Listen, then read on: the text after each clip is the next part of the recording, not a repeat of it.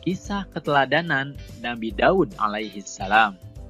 Nabi Daud alaihi salam adalah salah seorang nabi dari Bani Israel, yaitu dari Sibit Yahuda. Ia merupakan keturunan ke-13 dari Nabi Ibrahim alaihi salam. Nabi Daud alaihi salam hidup pada masa Raja Talut yang beriman dan Raja Jalut yang kafir. Ketika Nabi Daud masih kecil, terjadilah peperangan antara tentara Talut yang beriman dan tentara Jalut yang kafir.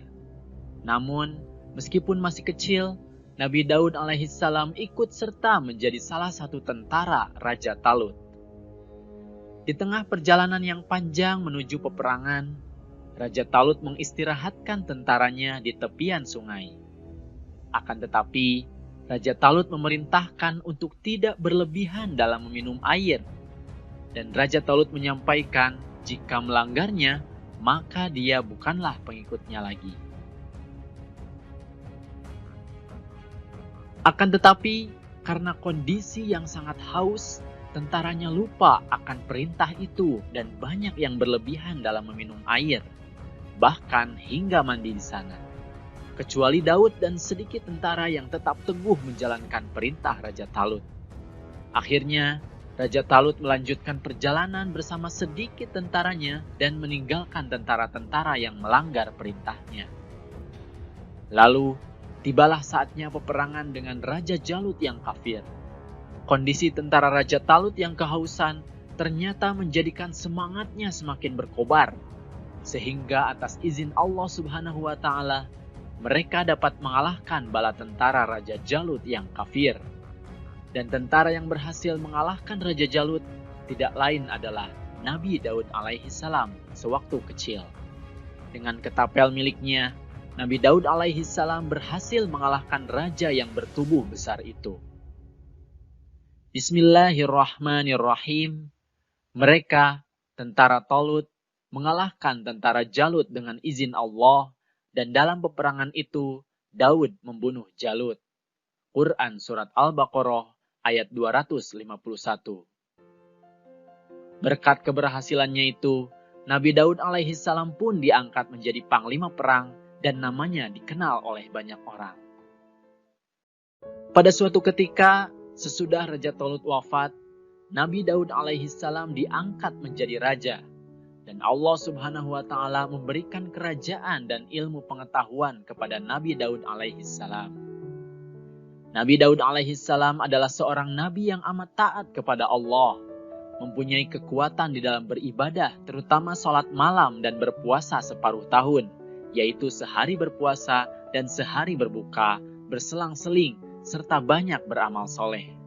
Keberaniannya luar biasa, dia tidak melarikan diri ketika bertemu musuh. Kemudian Allah Subhanahu wa Ta'ala mengangkatnya menjadi Rasul dan memberikan karunia yang agung, yaitu Kitab Zabur. Bismillahirrahmanirrahim.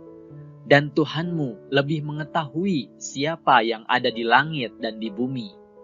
Dan sesungguhnya telah kami lebihkan sebagian nabi-nabi itu atas sebagian yang lain. Dan kami berikan Zabur kepada Daud. Quran Surat Al-Isra ayat 55. Kitab Zabur adalah salah satu mukjizat bagi Nabi Daud alaihissalam. Selain itu, Nabi Daud alaihissalam memiliki beberapa keistimewaan lainnya.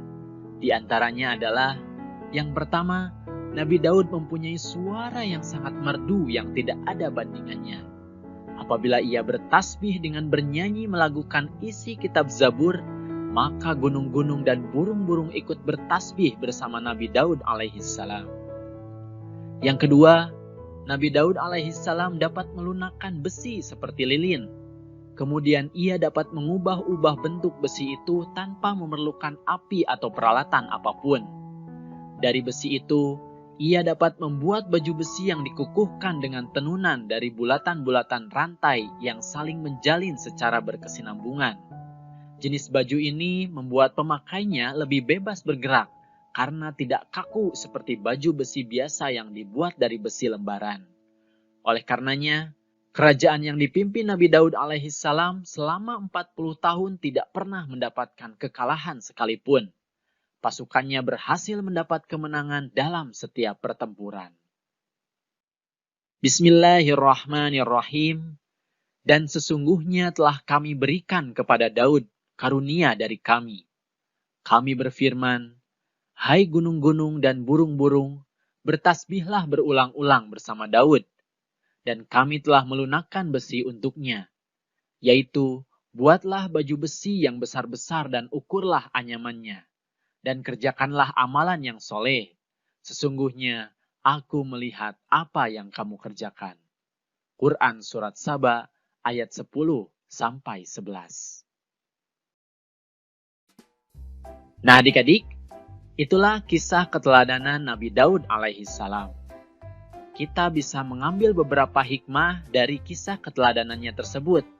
Di antaranya, yang pertama, hendaknya kita menaati perintah pemimpin yang membela agama Allah.